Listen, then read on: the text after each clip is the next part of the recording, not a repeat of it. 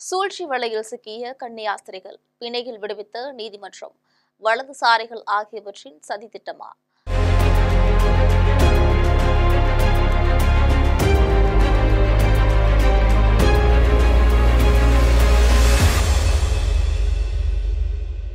சத்தீஸ்கர்ல துர்க் பகுதியில் ஆட்கடத்தல் மற்றும் கட்டாய மதமாற்றம் குற்றச்சாட்டில் கேரளாவை சேர்ந்த 2 கன்னியாஸ்திரிகள் கைது செய்யப்பட்டது பெரும் சர்ச்சையை ஏற்படுத்தியிருக்கு.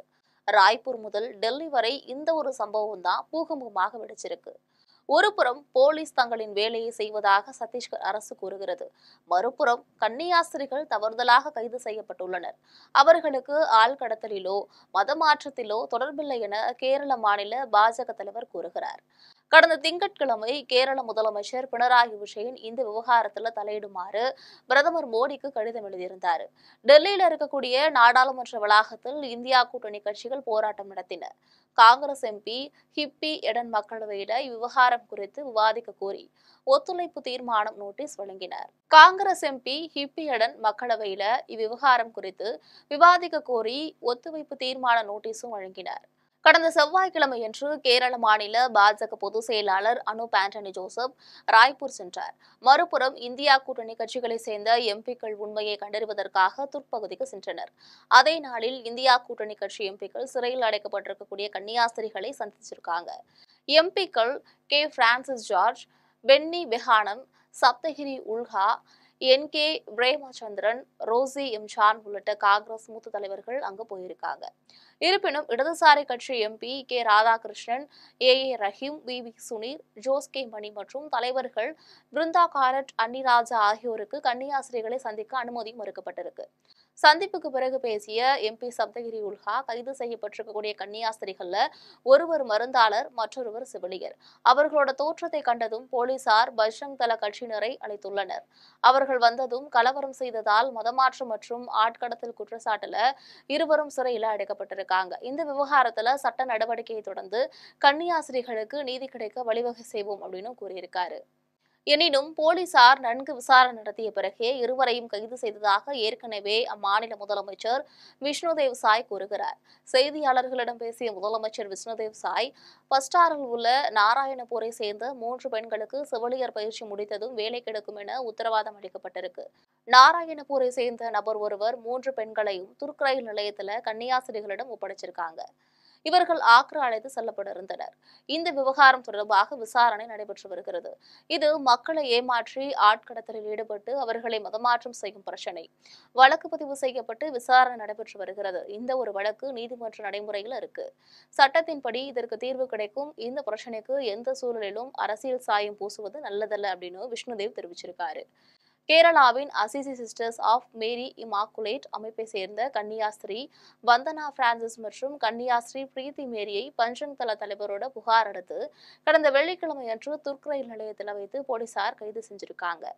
2 கன்னியாஸ்திரிகளும் கேரளாவை சேர்ந்தவர்கள். மேலும் நாராயணபூரை சேர்ந்த பழங்குடி பெண் சுக்மான் மண்டலி என்பவர் மீதும் ஆட்கடத்தல் மற்றும் 3 பெண்களை மதமாற்றம் செய்ததாக குற்றம் சாட்டப்பட்டிருக்கு.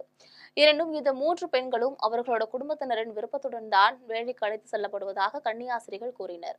ஆனால் வழக்கு பதிவு செய்ததும் போலீசார் 2 கன்னியாஸ்திரிகள் மற்றும் சுக்மான் மண்டவியை நீதிமன்றத்தில் ஆஜர்படுத்தியிருக்காரு. 3 பேரையும் ஆகஸ்ட் 8ஆம் தேதி வரை நீதிமன்ற காவலில் வைக்க நீதிமன்றம் உத்தரவிட்டது. எனினும் கடத்தப்பட்டு மதமாற்றம் செய்ய அழைத்து செல்லப்படுவதாக கூறப்பட்ட 3 பெண்களோட குடும்பத்தினரும் இதை மறுக்கின்றனர். செய்தியாளர்களிடம் பேசுகையில அவங்க பல ஆண்டுகளுக்கு முன்பே கிறிஸ்தவ மதத்திற்கு மாறிவிட்டதாகவும் அதற்கு முன்பிருந்தே இந்த 3 பெண்களின் மூத்த சகோதரி அதே கன்னியாஸ்திரிகளிடம் வேலை பார்த்து வந்ததாக அவர் கூறுகிறார். நாராயண்பூர் காவல் நிலையத்திற்கு சென்று தங்களோட குழந்தைகள் கடத்தப்படவில்லை, எங்கள் விருப்பத்துடன் தான் வேலைக்கு அழைத்து செல்லப்படுகின்றனர் என கூறினோம் அப்படின்னு உங்களுடைய குடும்பத்தாரும் சொல்லியிருக்காங்க. எனினும் சத்தீஸ்கர் அரசோட விளக்கத்திற்கு முரணாக கேரள பாஜக தலைவர் ராஜு சந்திரசேகர் கன்னியாஸ்திரிகள் மீதான குற்றச்சாட்டை மறுத்திருக்காரு. இவர்கள் ஆட்கடத்தலில் ஈடுபடுபவர்களோ மதமாற்றம் செய்பவர்களோ அல்ல அப்படின்னு சொல்லியிருக்காரு. டெல்லியில செய்தியாளர்களிடம் பேசிய ராஜீவ் சந்திரசேகர் இது துரதிருஷ்டவசமாக கைது செய்யப்பட்டது அப்படின்னு சொல்லி குறிப்பிட்டிருக்காரு. தவறான தகவல்கள் மற்றும் தவறான புரிதலால் கைது நடந்துள்ளதாக அவர் தெரிவிச்சிருக்காரு. 3 பெண்களும் அவர்களோட குடும்பத்தினரின் விருப்பத்துடன் தான் ஆக்ராவிற்கு வேலைக்கு அழைத்து செல்லப்படுவதாக அவர் கூறியிருக்காரு. மேலும் இந்த 3 பெண்களும் 18 வயதிற்கு மேற்பட்டவர்கள் சொந்த விருப்பத்தின் பெயரிலேயே கன்னியாஸ்திரிகளுடன் சென்றனர் என தெரிவிச்சிருக்காரு. ஆட்கடத்தல் மற்றும் கட்டாய மதமாற்றம் குற்றச்சாட்டில் கைது செய்யப்பட்டுள்ள 2 கன்னியாஸ்திரிகளுமே நிரபராதிகள். இதை நிரூபித்து அவர்களை விடுவிப்பதற்கு மாநில பாஜக உதவும் என ராஜீவ் சந்திரசேகர் தெரிவிச்சிருக்காரு.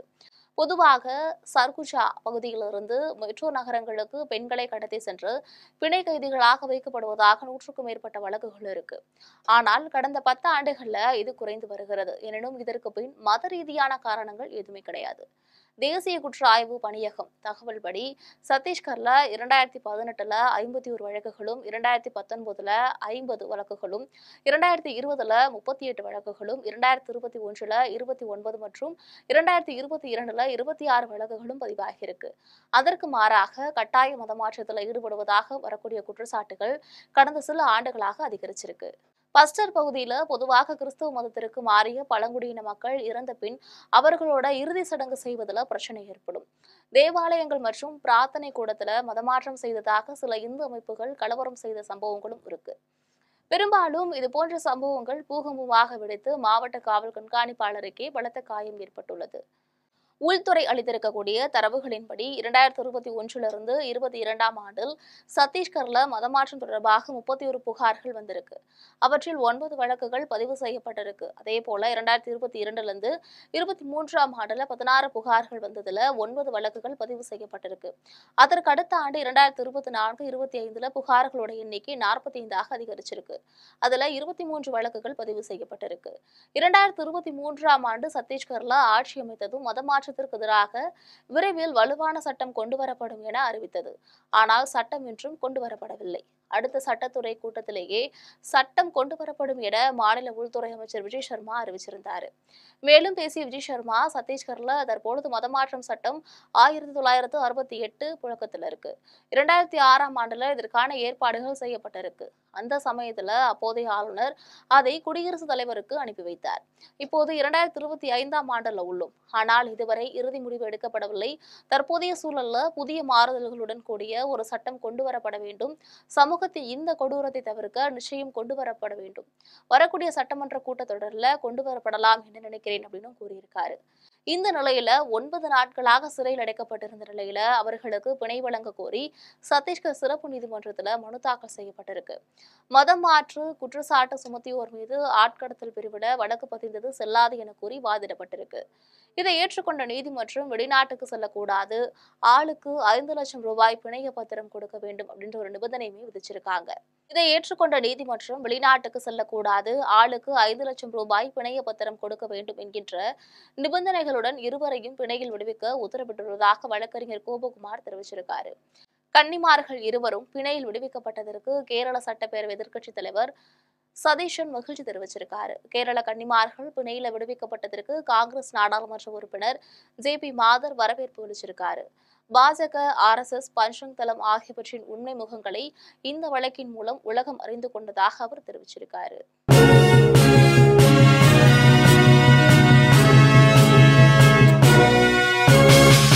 உடனுக்குடன் அப்டேட் தெரிந்து கொள்ள ஜெம் டிவி தமிழ் ஆப்பை இன்ஸ்டால் செய்யவும்.